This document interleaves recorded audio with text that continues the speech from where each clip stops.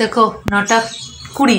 Good morning friends, আমি মমিতা, আমার channel আর ক্রিস্টেলে তোমাদের অনেক অনেক ওয়েলকাম এবং ভালোবাসা দিয়ে একটা নতুন ব্লগ শুরু করলাম। মেয়েকে তো দিয়ে এলাম, দিয়ে এসে ঘর ধরে ঝাড় পরিষ্কার করে ব্রেকফাস্ট করে মেয়ের জন্য একটু পকোড়া বানাবো। বিট, গাজর, আলু আর একটা পেঁয়াজ, চাট মশলা সব রকম একটু একটু মশলা, নুন টুন দিয়ে বেসন দিয়ে মেখে একটা পকোড়া বানাবো। একটু পকোড়া বানিয়ে বাচ্চাটা ভালোবাসে। ঝাল ঝাল কিছু দেবো না, লঙ্কা ঠঙ্কা কিছুই দেবো না।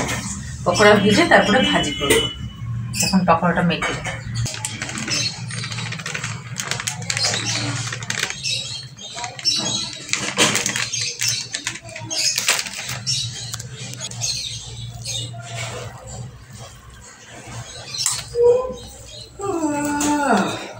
দেখো পকোড়া বানিয়ে তারপর একটা পটল ভাজি করলাম, করে তারপরে এখানে মেয়েকে নিতে চলে এসেছি। বাইরে অপেক্ষা করছি, একটু আগেই চলে এসেছি। তো ওইখান থেকে ছাড়বে আর একটা গাছতলায় বসে রয়েছি। ভয়ও লাগে, এক্ষুনি একটু আগে সামনে দুজন দাঁড়িয়ে রয়েছে, তাদের মাথায় একটা ডাল ভেঙে পড়েছিল। ওই যে দাঁড়িয়ে রয়েছে, ওই জন্য বসতে ভয়ও লাগে। তো কোথায় দাঁড়িয়ে থাকবো, তাই জন্য বসি। মানে ছুটি হয়নি, একটু আগে এসেছি, তাই বসে বসে অপেক্ষা করছি। দুই জায়গা দিয়ে ছাড়ে, কখনো এখানে কখনো ওখানে। এখন মনে হয় এখান থেকেই ছাড়বে।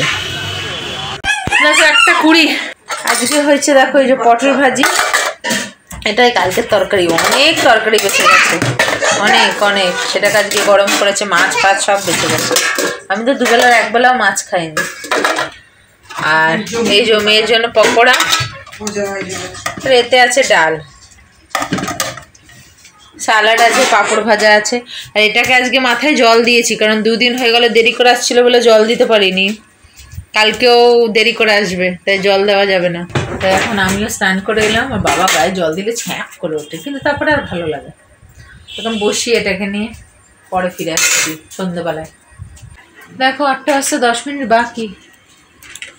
এটা ঘুম থেকে উঠলো, একে ফ্রেশ করালাম, খাওয়ালাম। তারপরে এই যে ড্রয়িং দিয়ে আমি এই যে বোতল বার করলাম, বড় বোতল, এর মধ্যে নাম লিখলাম। তারপরে এই দেখো না, ব্যাগের মধ্যে লিখেছি, এই যে ব্যাগের মধ্যে লিখেছি। ও যে ন্যাপকিন পেতে খাবে, সেই ন্যাপকিনে লিখেছি, টিফিন বক্সে লিখেছি, সোয়েটারে লিখেছি। কারণ ওখানে ম্যাম বলেছে যে এত লোকের মাঝখানে কোথায় কি হবে আমরা জানি না, হ্যাঁ, এদিক ওদিক হয়ে যেতেই পারে। ওই জন্য নাম লিখে রাখবে, তাহলে সুবিধা হবে আমাদের। তাই সমস্ত কিছুতে এখন নাম লিখলাম। বড় টিফিন বক্স বার করলাম, বড় বটল বার করলাম, সব কিছুতে নাম ঠাম লিখে এবারে প্যাক করলাম। কালকে যেতে হবে, টেনশন হচ্ছে কি হবে জানি না।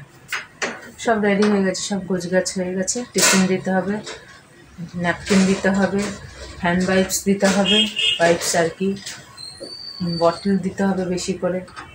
কি হবে কে জানে। ঠিক আছে, হয়ে গেছে আমার গোছগাছ, এখন সব গুছাচ্ছি। দেখো 10:35, খাওয়া দাওয়া তো হয়ে গেছে। আর মেয়ের জন্য না মটরশুঁটি সিদ্ধ করে নুন দিয়ে ছাড়িয়ে রেখেছি, ওকে দেবো কালকে এইসব সময় হবে না, তাই আজকে করে রাখলাম। এই যে দুষ্টু এখানে ওষুধ খাবে। কালকে খালি ডিম সেদ্ধটা করবো, এটা করে রাখলাম। নাহলে মটরশুঁটি করে সিদ্ধ করতে গেলে 7:45-8টার মধ্যে আমাকে বেরোতে হবে। কালকে অনেক সকালে উঠতে হবে আমাকে। ওকে না, আমি উঠে অনেক কাজ আছে আমার, সেগুলো সেরে যাব।